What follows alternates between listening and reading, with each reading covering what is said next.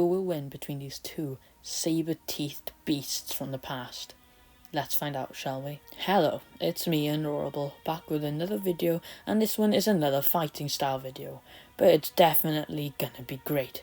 Between these two saber-teethed beasts, like I mentioned just now, it's gonna be one hell of a battle. But first, let's answer the main three questions as we do in all of our other fighting videos, as well as some others.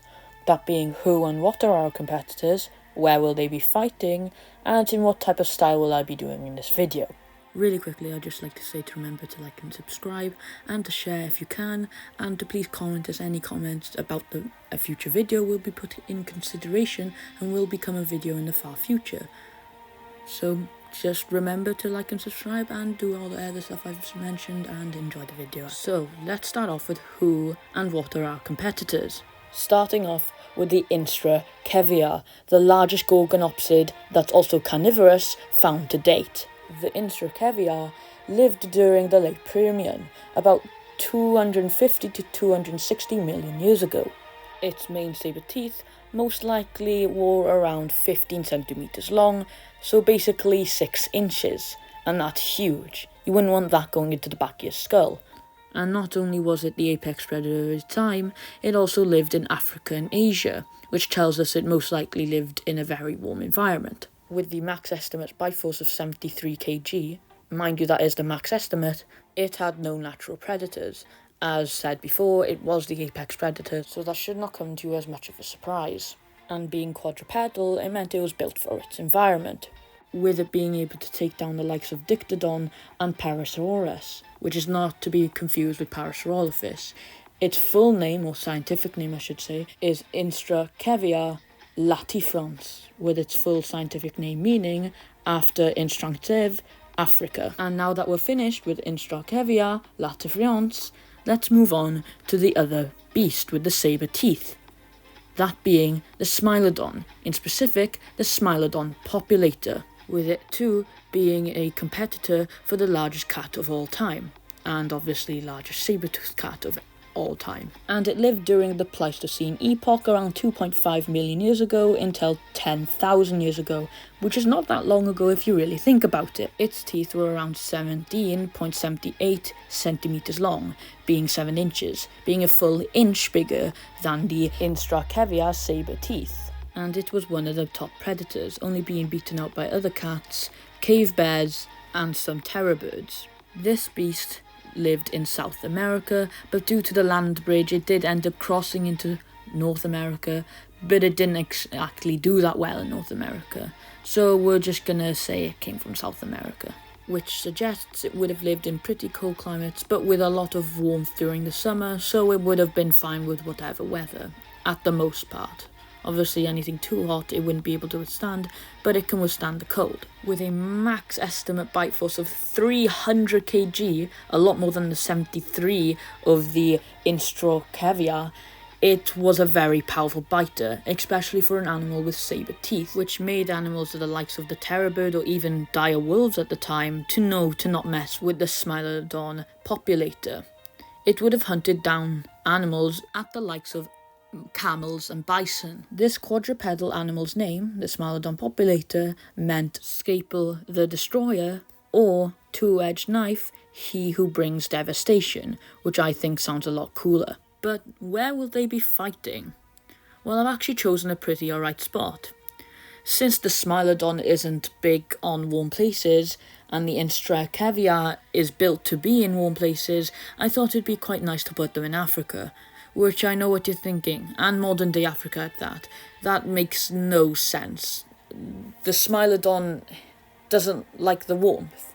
Well, here I am to tell you that it's a windy day in Africa, and cold. Yeah, there wasn't much picking, and I couldn't really just... I guess there was Russia, but I didn't want to put them in Russia for modern day reasons, so I suppose they're going to be fighting in Africa on a coldish day. But what about the fighting style and the ultimate fighting layout of this video? Well, let's start off with the abilities chart. Containing speed, strength, agility, flexibility, overall senses, overall combat, IQ, battle experience, weight, size, intimidation, balance, coordination, stamina, adaptability, durability, endurance, healing abilities, weaknesses, and fear. All the abilities you saw in that chart are plus points, apart from weaknesses and fear. If you win weaknesses and fear, they're minus points. So say you win both of them, that's 2 minus points, but the rest are all plus points. And before I reveal who has the most points at the end and who wins, I'll actually be doing a fighting style thing where I'll talk through how the fight would go. And then I'd say who would win, and then I'd go over the plus points and why they won in the first place. And to measure how difficult it was for the winner to win, we have a difficulty system set up, containing no difficulty, anything difficulty, slow difficulty, low difficulty, bad difficulty, mid difficulty, big difficulty, high difficulty, extreme difficulty, draw difficulty, and blood for blood difficulty. I do go over what these mean in any of my other fighting videos, so please go check them out. So let's start from the top of the list and work our way down, starting off with speed. Who was faster? And who's better to start off with than the Instra Caviar? The Instra Caviar's top speed is presumed to be around 50 kilometers per hour, but if pushing it, it could probably run up to 52, maybe even 53 kilometers per hour. And as for the Smilodon, it's consistent with being able to run around 60 kilometers per hour, at least we presume so. So it's 10 kilometers more than the Instra Caviar, but it's 10 kilometers that might just make the difference, so speed goes to the Smilodon. Next up is strength, and the Instra Caviar has a strength, in pushing this is by the way, of 300 to 400 kg. I had to use ChatGPT to help me with this one because I just couldn't find any sources on it anywhere, or any animals related to the Instra Caviar. And funny enough, in terms of the Smilodon, it ended up being the exact same, and after a long while, I'm just barely giving the overall strength. If they were in a 1v1 pushing match, the strength would just barely go to the Smilodon. Not only does it have more attached muscles and less sprawl, so it wouldn't drag across the floor, it also has claws, and they can go in and out, attractable claws. So just because the fact that the Smilodon's going to have more grip, the Smilodon takes it. Next up is agility, and whilst it is pretty close as both of them are similar sized creatures, the Smilodon is taking it. It's a mammal and it's part of the cat family, which is better than being a synapsid in the Gorgonopsian family. So it is pretty close, but just because it's a part of the cat species, the Smilodon takes it over the Instra Caviar, just because of the fact that cats are naturally more agile. Next up is flexibility, and flexibility is also the same scenario and or case, because of the fact that cats are just more flexible. It's going to be going to the Smilodon as well. Next up is overall combat, and this was extremely hard to decide, just because of the fact that the Instra Caviar overall has better smelling, not by much, but yet again probably by much, just because of the fact that it has such large nasal cavities, but the Smilodon probably had better hearing, so it really does come down to their lifestyle and how they would hunt, and it'd most likely end up going yet again to the Smilodon, just because of the fact that they need an ambush approach, whilst the prey back in the Instra Caviar's day would kind of just, if it got bit or hunted down by the Instra Caviar, that's it. It'll just either bleed out and the Instra Caviar will follow it, or the Instra Caviar kills it there and then. So it would also need to be quiet, just not as quiet as the Smilodon would need to be, due to the fact that the vegetation is a lot more plenty, so it needs to be even quieter, and the animals back then didn't have as good hearing as animals do today. Next up is overall combat, and whilst this would also be close, there was just more animals to fight that were predators that were the same size, if not bigger, than the Smilodon back in its day than they were in the Instra Caviar's day. So yet again, Smilodon takes it. Next up is IQ, and it's actually pretty close, as synapsids and mammals are pretty close, and since both are, well, both, it was pretty hard to determine who would actually have more intelligence overall on average, and I've come down to the conclusion of the Smilodon. Whilst it is pretty close, the Smilodon would have just had to do a lot more in its environment just to stay alive than the Instra Caviar. It also was just naturally more intelligent, as mammals are more evolved for intelligence to date than animals would have been back 200 and so what million years ago, So it is pretty tricky and close, but the Smilodon takes it. Next up is Battle IQ, and Battle IQ has the same story. Smilodon would have had to fight a lot more back in its day just to stay alive, so Battle IQ ends up going to the Smilodon. Next up is Battle Experience, As it is pretty close yet again, it's going to the Smilodon, just due to the fact that it would have lived with more predators and prey than the Instrocavia, as far as we know, ever did. So Smilodon wins this category. Moving on. Next up is experience, and you'd be surprised to say that it's actually going to the Inostrancaria. And you might be thinking, what, it's the Inostrancavia's first one? Yes, it is, as it would have lived typically between 10 to 15 years, as far as we know now, and possibly 20 years pushing it, as the Smilodon would have lived up to 8 to 15 years, only being able to push up to 20 if kept in captivity, as far as we think. So it would be pretty close, but the Kevia wins. Next up is weight, and it was surprisingly very close, with them both being in the same weight class, with the Inostrancaria being around 453 kg tops. Mind you, that was really one of the only estimates I could find for a large above weight, but it was a pretty recent study done in 2023, so it was pretty, reliable, I suppose. And the Smilodon populator having a large variety between 436 kg and 470 at tops, obviously, in terms of kg and weight.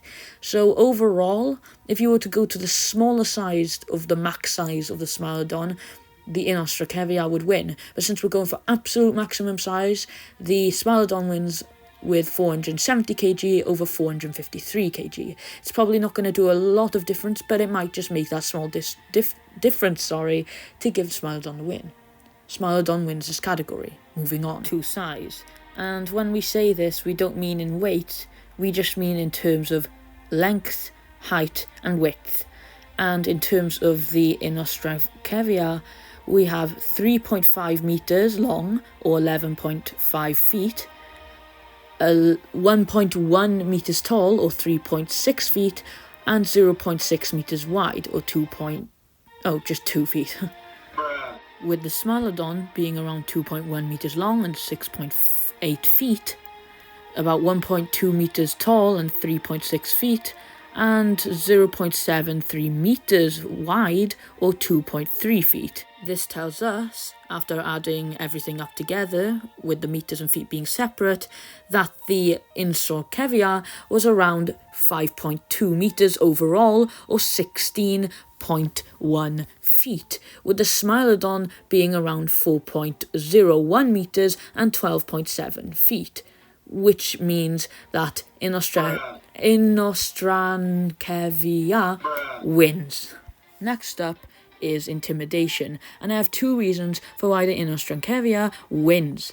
First of all, we know that cats, like saber-toothed tigers for example, most likely had camouflage skin, so the Inostrancaria being not as smart as the saber-toothed tiger or Smilodon in this case, it wouldn't be that scared of it, as it wouldn't be able to see it fully as it blends in, or might not even see the camouflage. So there's two possible arguments for that, as well as the fact that the Inostrancavia's jaw and face overall is massive compared to the Smilodon. Very long and about the same size in terms of height, but a lot more wide as well.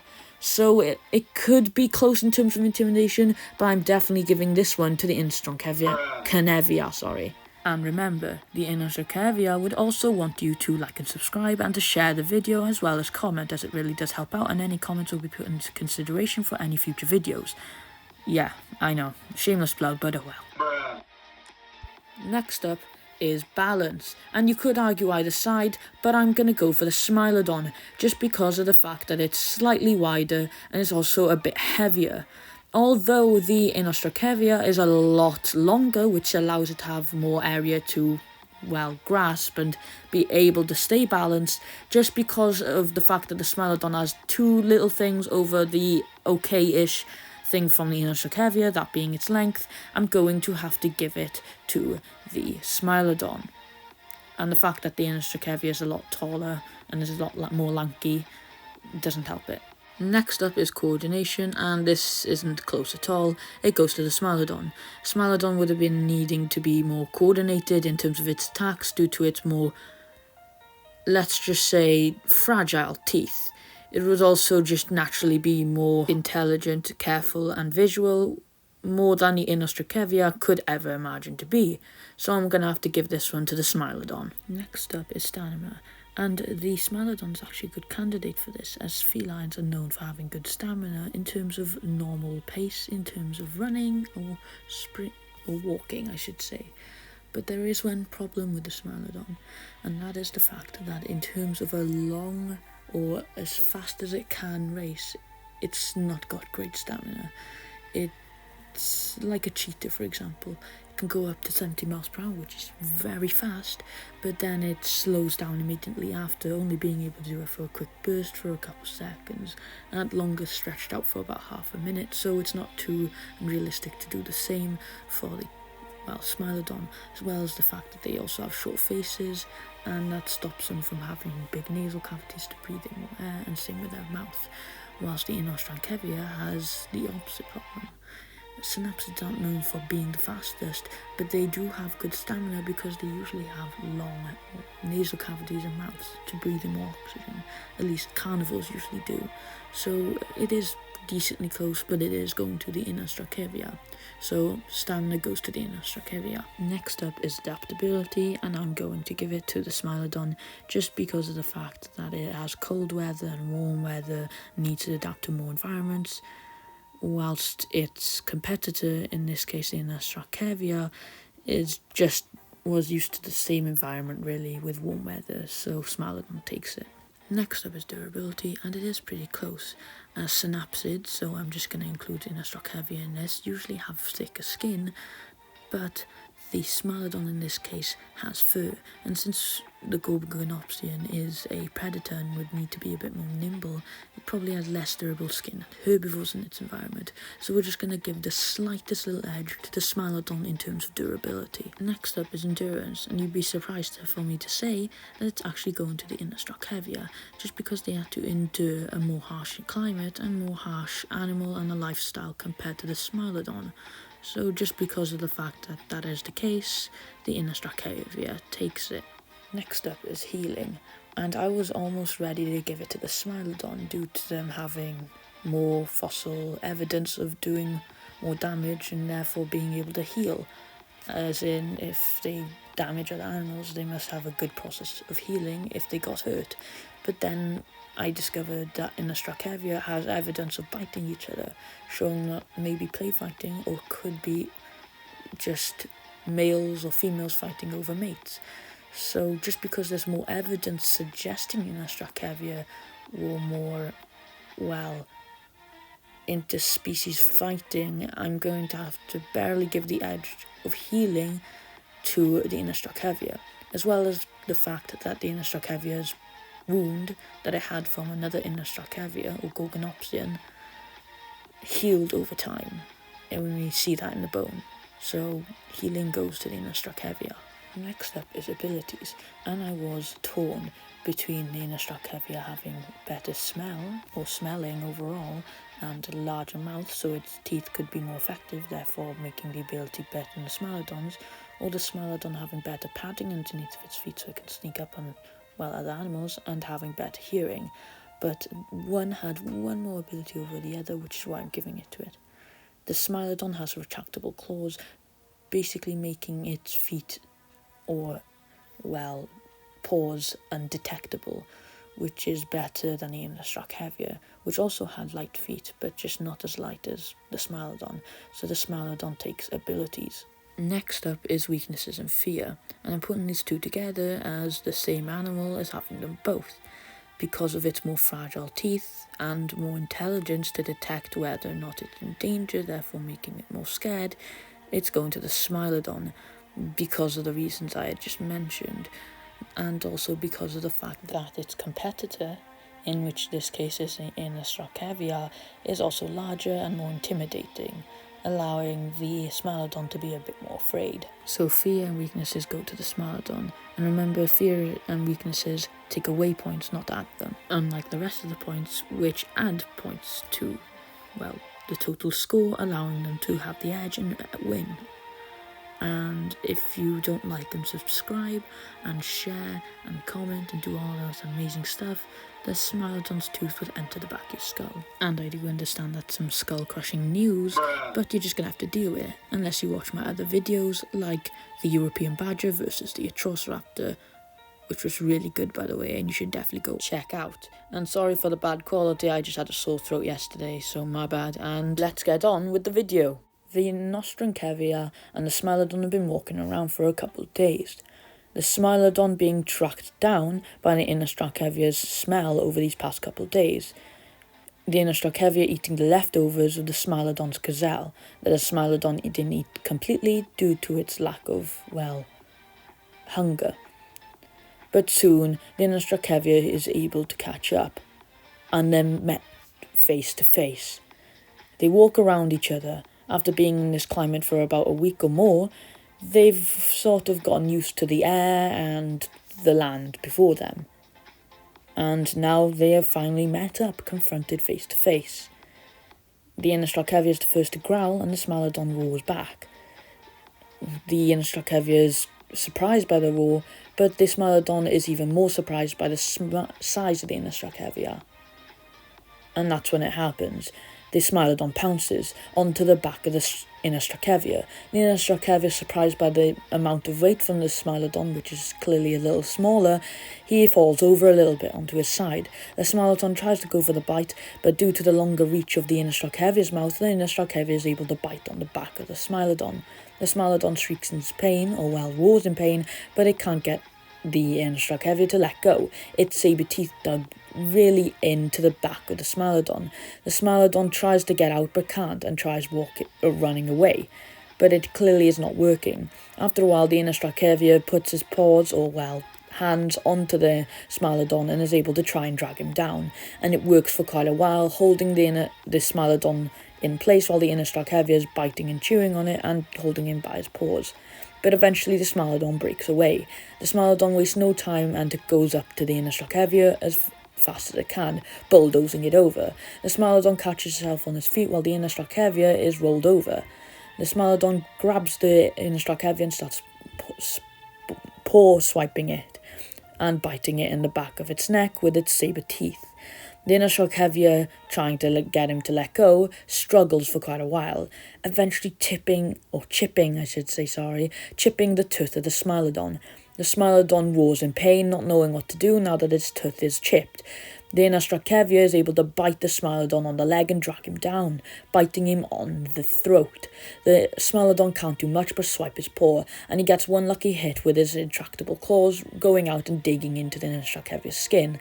The Nostrancevier shrieks in pain as the Smilodon is left there to bleed out, its throat barely being able to breathe in any air anymore due to its, not gash, but inability to breathe due to the bite of the Nostrancevier. But luckily the Smilodon's able to go back in and finish off the battle by biting the Nostrancevier's throat as well. Its non-chipped saber-toothed teeth able to go into the throat of the Nostrancevier. The Nostrancevier can't do much but watch, and it swipes its paws and struggles underneath this Smilodon, ripping open his neck. Not completely, so leaving his throat intact, but it can barely breathe anymore. But the Smilodon, before getting killed by the Nostrancevier, is able to kill it instead. Its saber tooth going straight through the throat and killing the windpipe. The Nostrancevier is dead, leaving the Smilodon to win. So, why did the Smilodon win? Well, it was actually because of 4 main reasons, aside from the points. And we're going to be pulling the information away from its points as to get a better idea. So first up is flexibility. Due to the Smilodon's flexibility, it is able to flex and being able to turn better than the Nostrancevier could expect, allowing it to get cheap or good hits that the Nostrancevier just wouldn't be able to expect, as said. Next up is its coordination. The Smilodon had amazing coordination and knew where to bite and attack, more so than the Nostrancevier could, so its coordination did leave it to have a big advantage for most of the battle. Its durability also helped it, allowing it to hit off hits even if the endurance did go to the Nostrancevier, as you need good durability to have better endurance. and its weaknesses surprisingly helped it. It knew it was weaker in some aspects, so it was more careful, using its IQ as well to its advantage. But I'm going to say its weakness is helping it out here, as it wouldn't be as well feared if it didn't have the weaknesses and the IQ, but more or less the weaknesses did most of the job here. But what about the Innistrad heavier? Whilst it did have better endurance and stamina to keep the fight going, it didn't really have much else to it. Intimidation did end up scaring the Smilodon a bit near the beginning, but as they went more into the battle, the Smilodon cared about it less, and the intimidation was only because of its size. And the experience and healing for the Innistrad heavier wouldn't help it, as that would help more so after the fight, not during the fight, unlike the Badger and its Blubber that we discussed in my last video. So it makes sense for why the Smilodon would win. But by how many more points did the Smilodon win over the Innistrad heavier? Well, in total, the Innistrad heavier had experience, size, intimidation, stamina, endurance, and healing, only being a measly 6, and compared to the Smilodon, it's really nothing, with the Smilodon being able to have speed, strength, agility, flexibility, overall senses, overall combat, IQ, battle experience, weight, balance, coordination, adaptability, durability, and abilities, as well as weaknesses and fear, which take away points. So overall it's 15, but if you count the weaknesses and fear, which take away points, it's 13. So the Smilodon had a huge advantage in terms of points. But a lot of these points were just barely by a little, with the Smilodon just being slightly better than the Innistrad heavier in most areas, apart from, experience, size, intimidation, stamina, endurance, and healing, which does go to the Innistrad heavier. So 6 compared to 15, or well 13 if you take away the 2 points that weaknesses and fear take away, it's still a huge gap, being still double the amount of the Innistrad heavier had. So whilst it is a pretty close matchup in reality, in terms of the point system it isn't. And I hope you all enjoyed today's video, and to remember to like and subscribe and to do all that other good stuff, as well as comment and share, for example. And I guess I'll see you all next time, and thank you so much for watching this video, and goodbye.